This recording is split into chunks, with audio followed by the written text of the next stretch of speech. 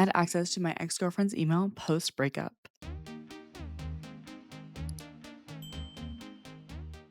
Y'all might think I'm crazy, vengeful, hateful, or whatever, but I'm going to share this. My girlfriend and I were together for about a year and a half. We were both in college. She even spent a whole summer here, and I have a desktop in my room, our room, when we shared it. So when I was at work, she'd be playing games or playing things on the computer. So she had her whole profile set up with her email, iCloud, etc. My fingerprint was also an access key. Fast forward to us breaking up. She said she wanted to discover herself and be single for a while. Well, she didn't. She was single for about 2 months and was actually eyeing this other guy almost right after we broke up. Well, I decided to put to use my access to her personal email by signing her up for the Church of Scientology, healthcare ads, and the Trump campaign. Oh, I signed her mom up too because she always meddled in our relationship. I deleted her profile after this and no longer have access to it. LOL. Someone said LMAO. Signing her up for Scientology is pretty genius, to be honest. Good one. Someone else said, good to know you moved on. Am I the a-hole for correcting my boyfriend at dinner after he told my younger sister it's inappropriate to talk about her birth control at the table? I am a 35-year-old female, live with my boyfriend, 37-year-old male. My younger sister is 23-year-old female.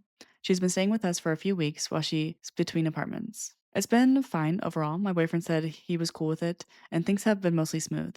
The other night, we were all eating dinner together. My sister was telling us about her day.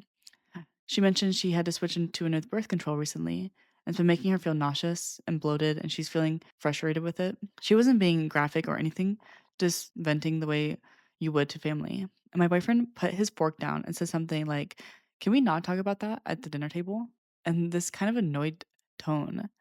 My sister looked embarrassed and went quiet. I could tell she felt like she did something wrong. I said, "She's fine. We talk about this stuff all the time. It's not a big deal."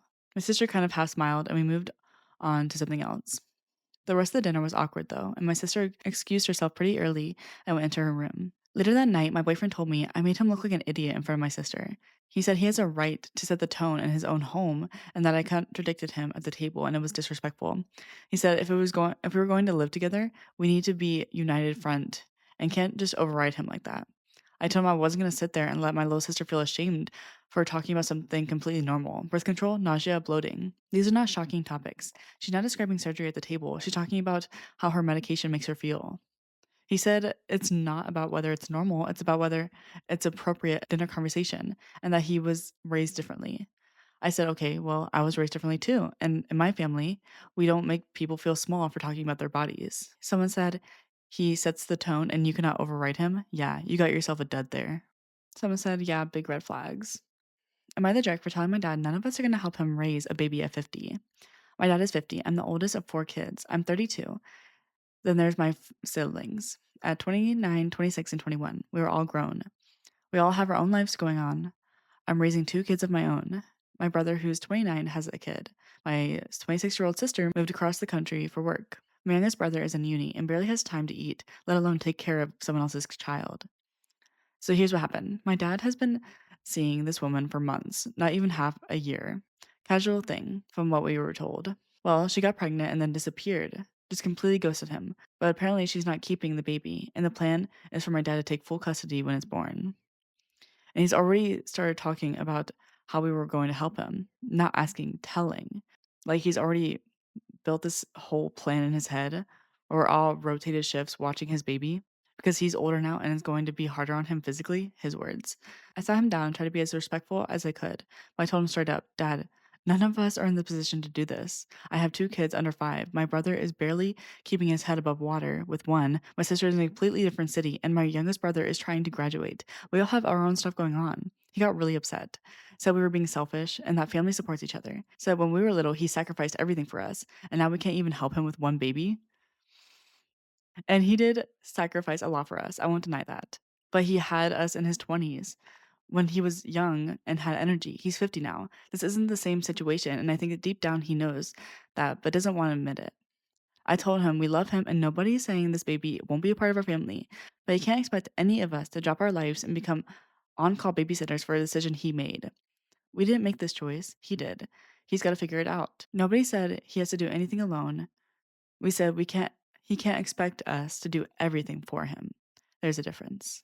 Someone said, sacrifices as a parent aren't a debt your kids owe back later. Someone said he didn't ask any of you before making this decision and expects all of you to show up for the consequences. That's not family support. That's voluntelling. Voluntelling. My girlfriend's best friend keeps throwing hints at me. My girlfriend of 2 years has a best friend that I originally met when I asked my girlfriend out. What is odd is that when we all first met, she would tell my girlfriend how she should cheat on me and leave me, etc. Fast forward a year later, she's comparing me to her ex when me, her, and my girlfriend are together. When I joke around, her friend likes to get touchy, sometimes playfully brushes my arm in front of my girlfriend. Recently, I FaceTimed my girlfriend and her friend was there. And the call was over, and my girlfriend says bye, and her friend says bye too, and blows a kiss. I don't know how to handle the situation, and my girlfriend always assumes I have something going on with her friend. Does her friend want me? Someone said her friend is desperately trying to undermine your relationship, most likely because miserable people love miserable company, so they can't stand when others are happy. Someone said, just ignore it. Just because someone likes you does not mean you have to acknowledge it or care about it. And someone said, this isn't something to ignore. This woman is actively trying to undermine his relationship. You call that out. Someone said, she's trying to break you two up. Don't engage with her. Someone else said, nah, this is weird. Your friend's behavior is out of line. The comments, the touching, the kiss, that's not normal. I will say in high school, I had a friend, and we were completely fine, but she trusted, like, obviously, I wouldn't go for my friend's partner or anything like that. And so I remember she asking me like, "Hey, can you flirt with my partner to see if he will like engage or whatever?" Just like a loyalty test for him, I guess. And I don't know, like this could be like toxic or whatever, but and like nothing came out of it. He was extremely like, "Oh yeah," like talking about my friend the whole time and like really respectful, like respect the heck out of him. But I just remember that and like, yeah, it was a little weird trying to like flirt with someone. That was it. But it was like, yeah, it could have been that situation, but I don't know. This is a confession of a guy I met on a date. I haven't told this to anyone, well, except one friend. So, 2 years ago, I met a guy from Sweden who decided to visit me in my country. I don't live in Europe, I live in Morocco. I showed his photo to my friends, but all of them warned me that he seems like a psychopath, that his eyes are no good.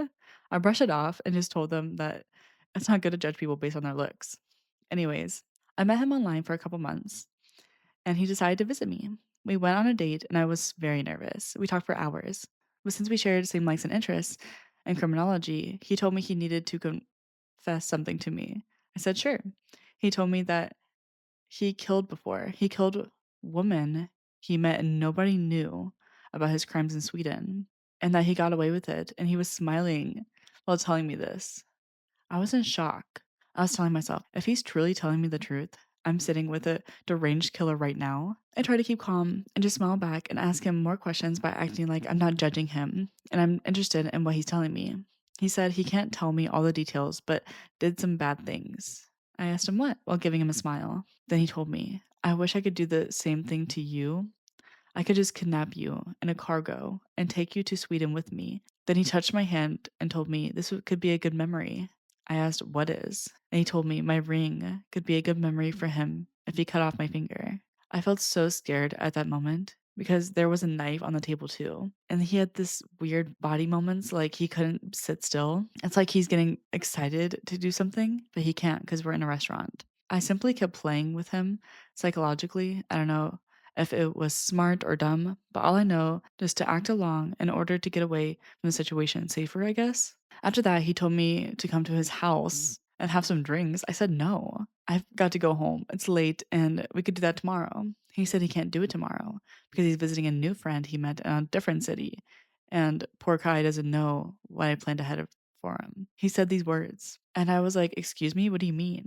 What guy? But then he wouldn't say a word about it. He kept pressuring me to come to his house because he bought me a gift. I told him you could have brought your gift here in public, but he kept pressuring me to come to his house. I refused. Then he went back to his place and I went home.